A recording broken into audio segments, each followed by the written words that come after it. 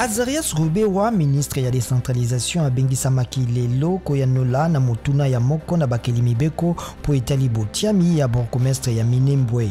Mikolo mileki Azarias Ruberwa alimbolaki eti akendaki Minembwe elongo na ministre ya bobateli ekolo mpona bokengi pe kimia kasi milulu misalamaki na bosenga ya société civile pona kotia bourgmestre oyo azalaka na ebonga uto mibu mibale.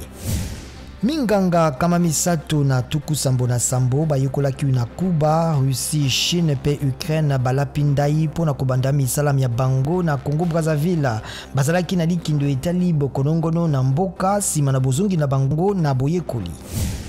Bilembo bya maponami mamokonzi ya mboka ya Guinée bizali kozelema sima na maponami misalamaki lobiloleki kimia esengami na baingambo ya mokonzi azali na esika Alpha Condé pe mbanda na ye makasi ya opposition Mamadou Selou Dalen Diallo. Ministre wa yambo ya kala ya ekolo Congo Démocratique Matata Mponyonde azali kokamba misalam ya Union Africaine ya kotala maponami mango.